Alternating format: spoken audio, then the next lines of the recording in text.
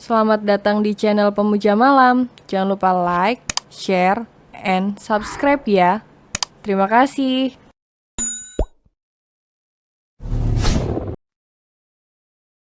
Chapter 21 Mantan Kekasih. Melepaskan celanamu, kau tahu Pak Dokter, aku benar-benar penasaran melihat bukti kejantananmu itu. Kira-kira, torpedo Mas Dokter Arkan sebesar apa ya? Ucap Azura dengan mata berbinar. Nggak usah, singkirkan pikiran kotormu itu. Aku mau mandi, sana keluar. Cek Mas Dokter, kok pelit amat sih? Atau sini, aku mandiin aja. Mas Dokter kan lagi capek. Jadi mending aku mandiin, sekalian aku pijit-pijit. Pasti Mas Dokter suka deh sama pijitan aku. Memangnya aku bayi harus dimandikan? Ketus Arkandra. Kan kamu bayinya aku? Sahut Azura seraya mengerlingkan sebelah matanya. Tapi Arkandra justru melengos dan segera mandi. Arkandra pikir, Azura telah pergi saat ia keluar dari kamar mandi. Jadi ia pun segera duduk bersandar di sandaran ranjang. Tapi nyatanya Azura kembali masuk seraya membawa secangkir coklat panas. Membuat Arkandra jengah. Ngapain lagi sih kemari? Mas Dokter, aku mau tanya serius. Apa? Ketusnya jengah. Sebenarnya apa sih yang Mas Dokter suka dari si buluk itu? Lalu Azura dengan membuang seluruh rasa malunya. Azura merangkak dan segera duduk di pangkuan Arkandra. Dan menurunkan tali linge. Hingga hanya menyisakan dalaman saja. Untuk pertama kalinya. Ia menunjukkan aset berharganya di hadapan orang lain, yang kini telah menyandang status sebagai suaminya. Mas Dokter lihat baik-baik, mau gimana pun aku jauh lebih baik dari si buluk itu. Dan terpenting, aku gadis tulen. Aku bisa memuaskan Mas Dokter. Sedangkan si buluk itu, kalian cuma bisa main pedang-pedangan doang. Ucapnya sambil menggerakkan bokongnya di bawah sana. Lalu tangannya meraih tangan Arkandra dan meletakkannya di atas dadanya, sambil membantu membuat gerakan meremas. Ah, sayang, apa kau tega membuatku tersiksa seperti ini? Azura sengaja sedikit mengeluarkan desahan. Agar Arkandra mulai terbakar gairah, tapi Arkandra justru menatapnya datar. Azura terus bergerak erotis sambil membimbing tangan Arkandra. Arkandra segera membalikkan badannya hingga kini ia yang berada di atas. Senyum Azura mengembang. Sentuh aku, sayang. Desahnya membuat Arkandra tersenyum miring. Apa kau begitu menginginkannya? Bisik Arkandra. Azura menggigit bibirnya seraya mengangguk. Awalnya, Azura hanya iseng ingin menggoda Arkandra. Tapi nyatanya dirinya justru terhanyut dan menginginkan lebih. Lanjutkan, sayang, please, Arkandra tersenyum lalu ia melakukan hentakan keras dan, Azura menjerit kesakitan. Sudah 1 bulan berlalu sejak kejadian memalukan di mana Azura mencoba menggoda Arkandra. Ia tak menyangka, ia akan mendapatkan perlakuan seperti itu dari Arkandra. Padahal ia telah rela merendahkan harga dirinya. Hanya demi membuat Arkandra menjadi lelaki normal. Tapi bukannya berhasil. Ia justru mendapatkan balasan telak yang menyakitkan dari Arkandra. Azura malu sekaligus marah pada lelaki yang telah menyandang status sebagai suaminya tersebut. Karena itu selama 1 bulan ini ia tak melakukan pergerakan apapun. Justru ia cenderung menghindari Arkandra. Ia merasa trauma berdekatan dengan suaminya sendiri. Bagaimana tidak, di saat libidonya naik dan butuh dimanjakan, Arkandra justru malah memelintir nya dengan keras hingga ia menjerit kesakitan. Padahal sudah 1 bulan berlalu, tapi ia masih terus teringat peristiwa malam ini. Dia benar-benar trauma mendekati seorang Arkandra Satyanugraha. Bahkan kadang ia merasa rasa nyeri di nya masih ada. Setiap ingatannya kembali ke malam nahas tersebut. Azura sedang mengepel lantai dengan mulut terkunci rapat. Sedangkan Arkandra sedang asik mengubah-ubah channel televisi, mencari siaran yang menarik sambil sesekali matanya melirik ke arah Azura, yang tampak lebih pendiam selama 1 bulan itu. Ia hanya terdengar sesekali mengomel saat kelelahan atau Arkandra mengusilinya. "Mas dokter, jorok banget sih. Kulit kuaci merata-rata gini. Aku capek tahu dari pagi nyuci, nyapu, masak, sekarang lanjut ngepel." Mas dokter mentang libur malah enak-enakan nyantai. Enak kalau digaji, ini aja udah lebih 1 bulan jadi istri. Tapi belum pernah 1 kali pun dikasih nafkah lahir dan batin. Bunyinya aja dokter sukses, kaya, tapi ngasih duit belanja ke istri aja belum pernah. Jangan-jangan semua duit Pak Dokter kasihin sama si pelakor buluk itu.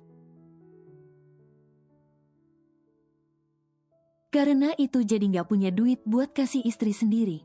Omel Azura panjang kali lebar sembari mengumpulkan kulit kuaci yang sengaja Arkandra hamburkan di dekat meja. Arkandra bukannya jorok, tapi sengaja melakukan itu. Dia sudah terbiasa mendengarkan segala celotehan Azura. Jadi melihatnya hanya diam tanpa kata seperti itu membuatnya bingung sendiri. Setidaknya, melihat Azura mengomel bisa menjadi hiburan tersendiri untuk melepaskan rasa lelah dan bosannya. "Oh iya, kenapa kamu selama ini nggak minta? Oh iya, bukannya kamu udah dapat banyak uang dari Kacana?" Ujar Arkandra sambil menaikkan sebelah tangannya ke sandaran kepala sofa. "Itu mah beda, lagi pula duitnya aja belum cair. Yang lama mah udah habis kali Mas Dokter. Mana sekarang aku nggak kerja lagi gara-gara diomelin kakek. Masa cucu menantunya bekerja di kasir minimarket, malu-maluin," katanya. "Kalau nggak kerja, dari mana aku punya duit coba? Aku juga punya banyak kebutuhan kali Mas Dokter. Aku juga pingin shopping, masa istri dokter sukses. Tapi selama menikah belum pernah dibeliin 1 lembar baju pun. Ih, pelit banget, pokoknya hari ini aku minta duit. Aku mau shopping, nyalon, spa.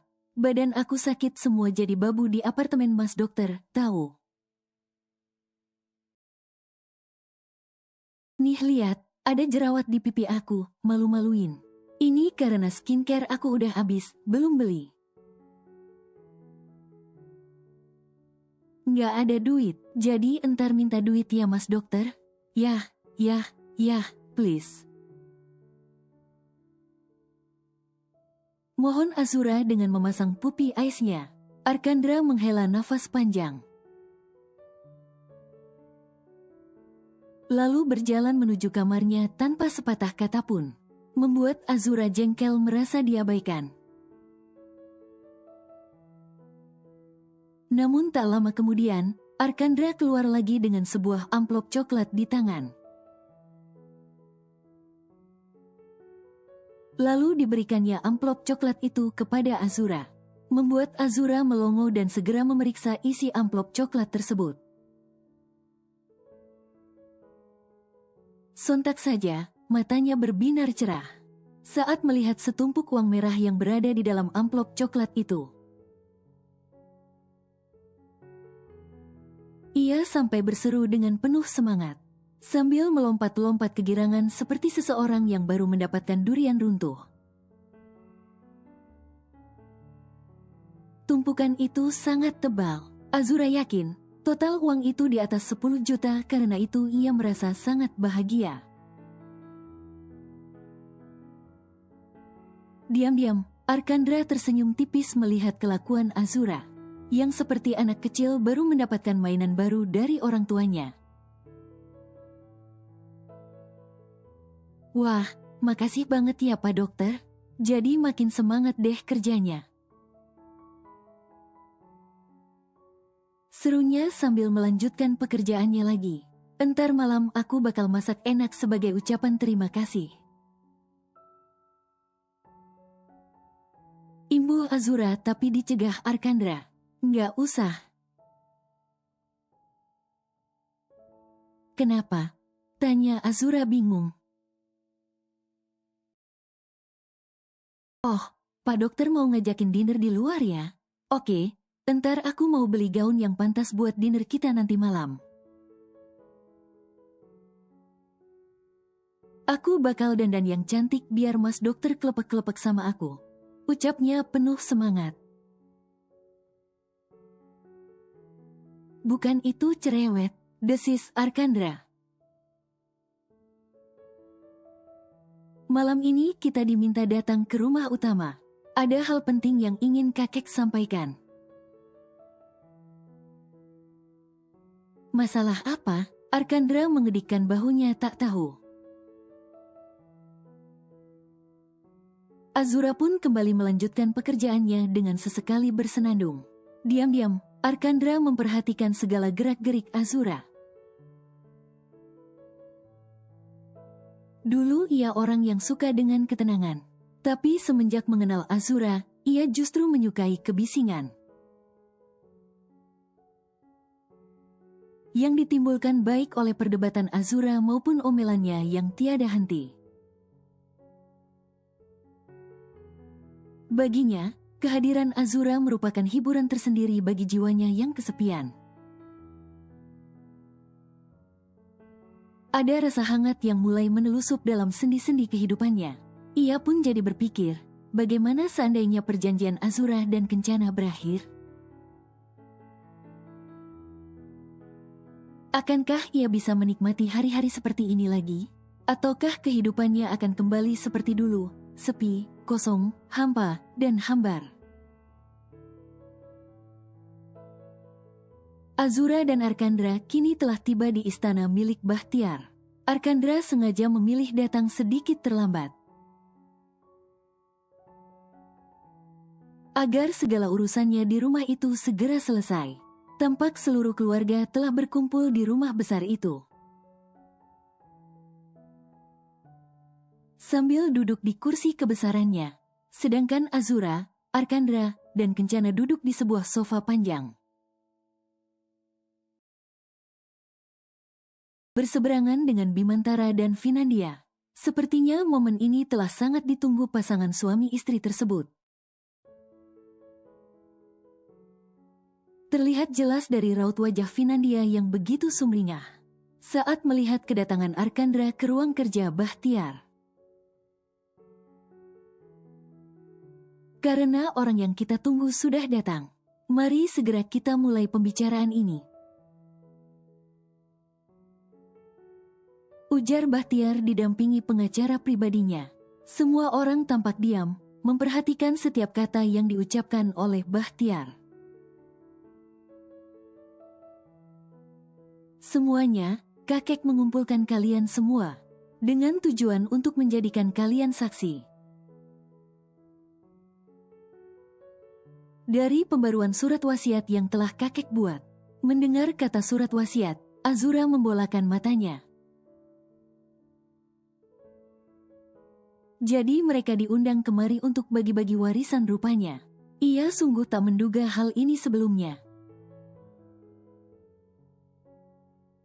Berbeda dengan Arkandra yang sudah dapat membaca rencana Bahtiar. Sebenarnya Bahtiar telah lama ingin membahas masalah ini.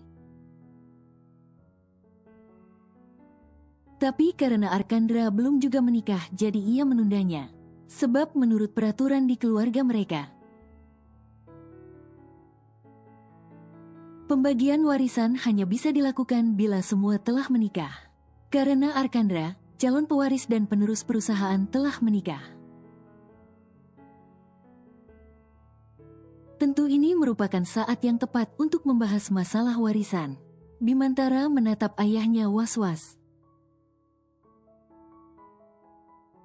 Tentu ia pun berharap masih memiliki kesempatan untuk mendapatkan warisan dari sang ayah. Walaupun kesempatan untuk menjadi penerus perusahaan telah musnah karena perselingkuhannya, tapi ia tetap berharap ayahnya berbelas kasih. Memberikan ia bagian, apalagi tak lama lagi anaknya dari Finlandia akan segera lahir. Mana mungkin ia tega tidak memberikan apa-apa untuk calon buah hatinya tersebut. Sesuai peraturan keluarga besar kita, aset utama keluarga kita, yaitu perusahaan, akan diwariskan kepada keturunan laki-laki yang terbukti bersih dari kasus perselingkuhan. Dan dalam hal ini, hanya ada satu kandidat yang memenuhi kualifikasi, yaitu cucuku, Arkandra Satya Nugraha. Kakek telah meminta pengacara kakek untuk memindahkan segala aset kepemilikan perusahaan atas nama kakek ke namamu. Jadi mulai sekarang, kau telah resmi jadi penerus perusahaan kita. Kakak dan ayahmu tidak dapat menggugat hal ini karena keputusan telah final. Ucap Bahtiar pada Arkandra, yang jelas saja membuat Azura dan Finlandia membelalakan matanya. Kencana tersenyum penuh kemenangan. Ia tidak merasa keberatan sama sekali. Justru ia merasa amat sangat lega. Akhirnya perusahaan jatuh ke tangan yang tepat, yaitu saudara laki-lakinya sendiri. Ia takkan rela bila perusahaan jatuh ke tangan ayahnya, yang mana itu justru akan membuat Finlandia merasa menang. Karena berhasil merebut sesuatu yang bukan haknya, setelah menghancurkan kebahagiaan ibunya. Sehingga jatuh sakit dan meninggal dalam kekecewaan, karena suaminya yang berselingkuh dengan kekasih putranya sendiri.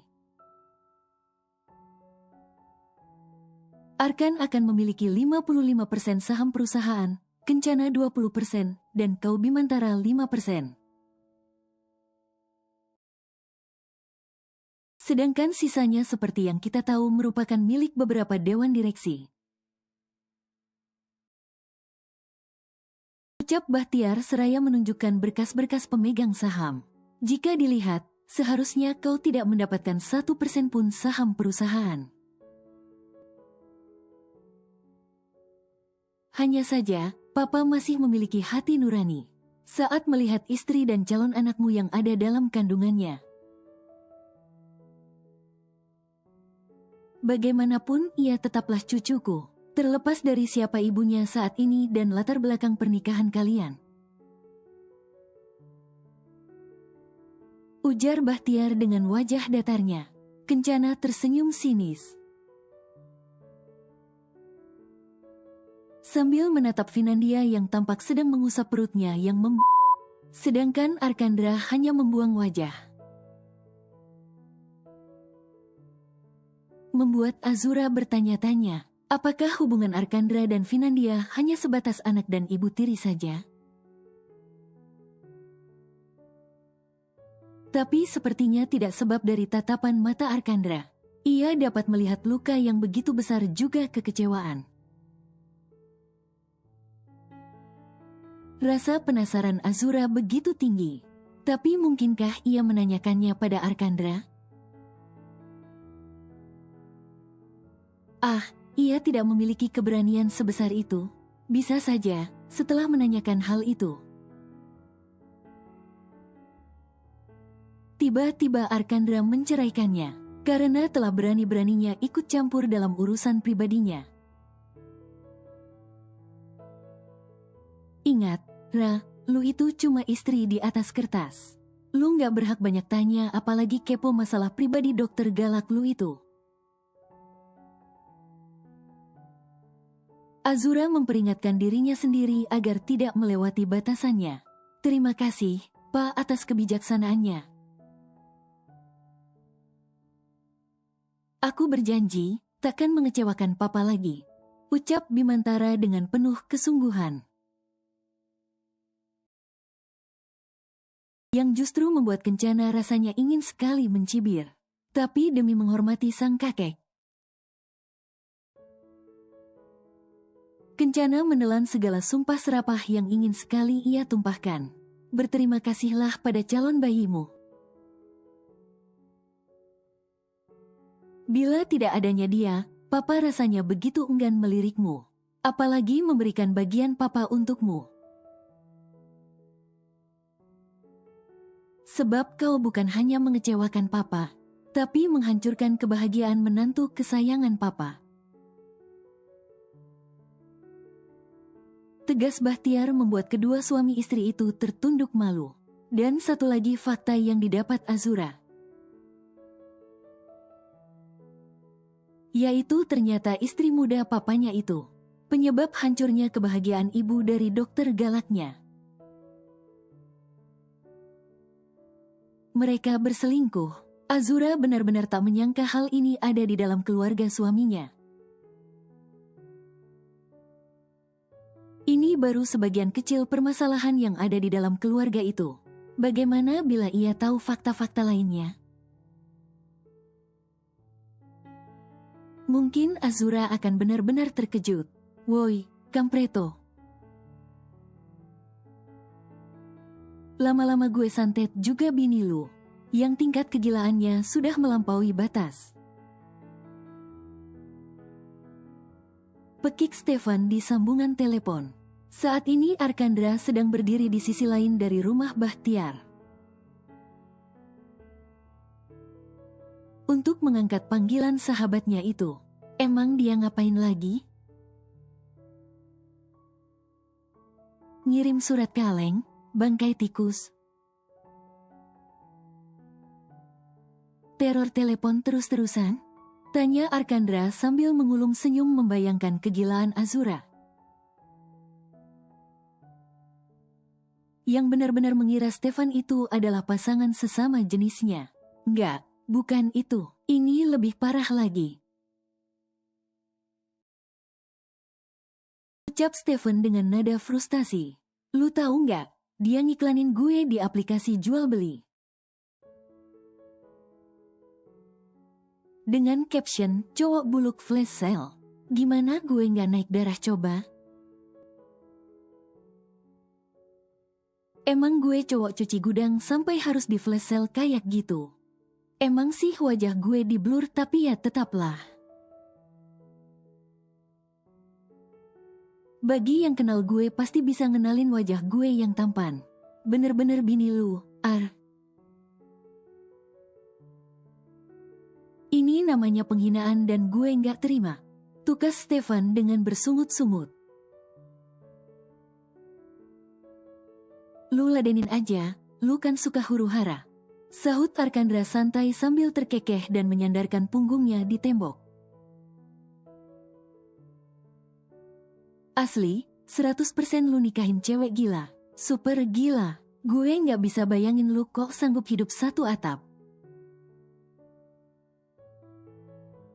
dengan cewek gila modelan kayak dia, ucap Stefan menggebu-gebu.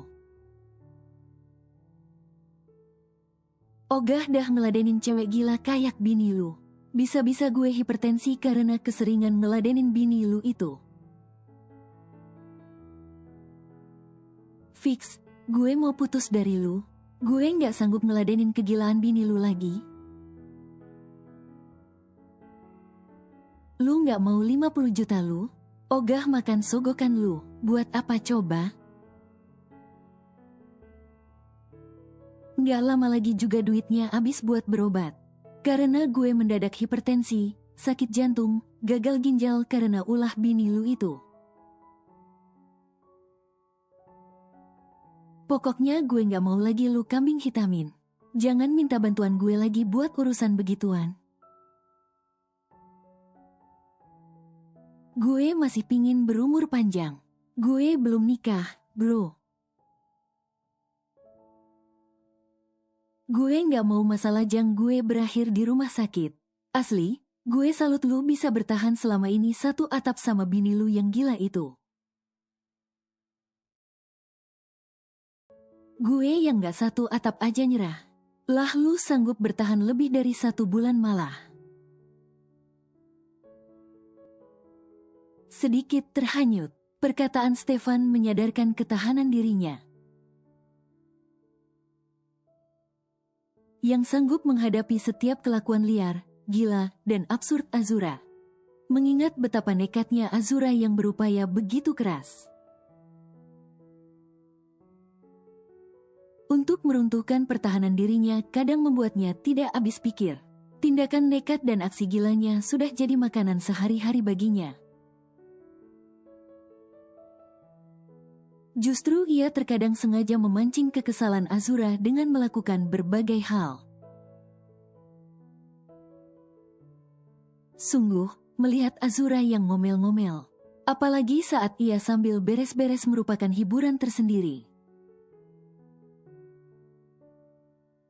Dan ia mengakui kalau ia begitu menikmati semua itu.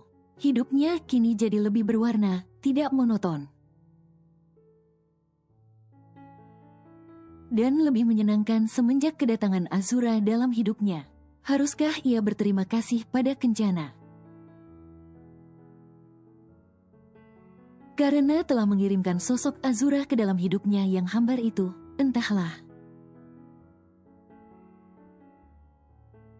Terdengar derap langkah kaki mendekati posisinya. Arkandra pun segera memutus sambungan telepon dan menoleh ke arah sumber suara. Ternyata sudah ada Finandia tak jauh dari posisinya. Ia berjalan sedikit lambat akibat perutnya yang sudah membesar. "Bisa kita bicara?" tanya Finandia sambil tersenyum semanis mungkin pada anak tirinya itu. Tapi bukannya respon ataupun jawaban yang Finandia dapatkan. Arkandra justru memalingkan wajah dan mencoba menjauh. Tapi cekalan tangan berhasil menghentikan langkahnya. Arkandra pun lantas mengibas-ngibaskan tangannya. Ia tak rela disentuh tangan Finandia yang menurutnya kotor itu. Finandia hampir limbung andai saja ia tak segera berpegangan di pilar dekat tempatnya berdiri. "Aku mohon Arkan, izinkan aku bicara sebentar saja," ucap Finandia seraya memelas membuat Arkandra jengah. Ia sungguh malas berhadapan dengan Finandia. Setiap melihatnya, itu akan mengingatkannya pada kenangan buruk. Sekaligus menjijikkan karena itu ia selalu menghindar. Bila melihat mantan kekasih yang telah menjadi ibu tirinya tersebut. Aku sibuk. Ketus Arkandra. Sebentar saja, Arkan, aku mohon. Melasnya dengan amat sangat. Cepat katakan apa yang ingin kau bicarakan. Aku tak punya banyak waktu untuk meladenimu. Sinis Arkandra dengan posisi masih memalingkan wajahnya. Ia benar-benar enggan menatap wajah Finandia walaupun beberapa detik saja. Terima kasih, Kan. Aku tahu, kau takkan sekejam itu padaku. Bisakah kita bicara di tempat lain yang lebih nyaman? Ucap Finandia dengan tersenyum lebar. Cepat katakan, jangan bertele-tele, atau tidak sama sekali. Baiklah, bila itu yang kau mau, kita bisa bicara di sini. Maaf, bila yang aku bicarakan ini sedikit kurang sopan, tapi aku harap kau mengerti. Ini semua demi kebaikan kita semua, ucap Finandia. Lalu ia menghela nafas panjang dan melanjutkan kata-katanya.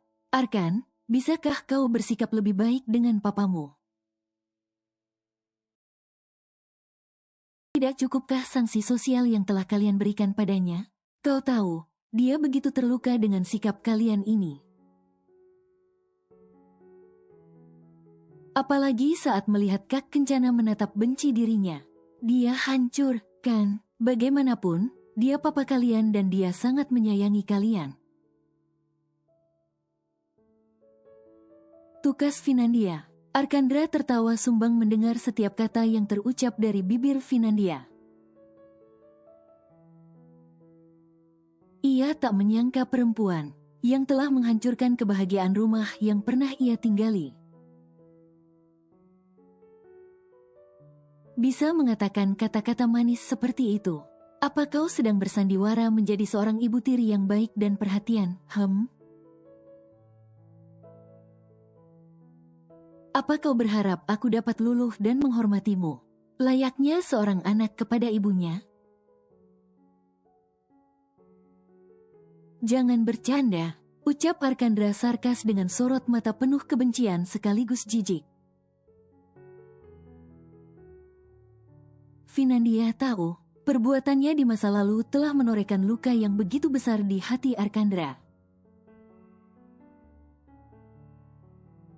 Tapi tidak bisakah Arkandra mencoba melupakan semua itu dan mencoba menatap ke masa depan? Tidak mungkin mereka harus selalu saling membenci. Apalagi kini ia telah menjadi istri sah dari Bimantara, ayah kandung Arkandra sendiri.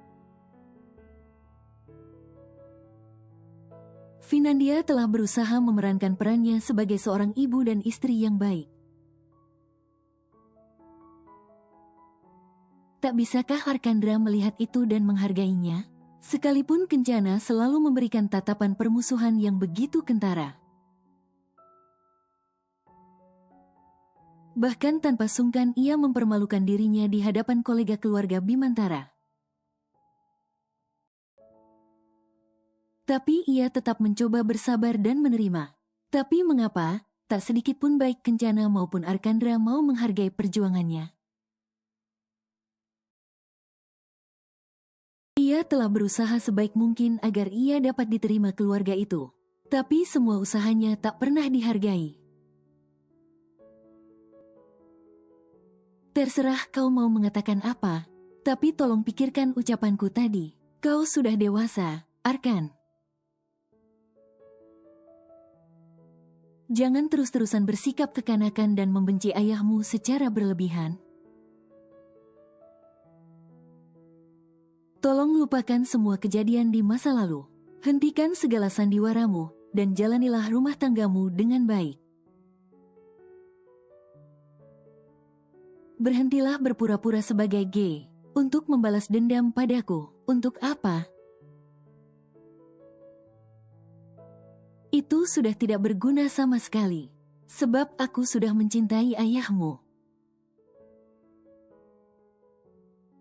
Dan kau harus bisa menerima itu.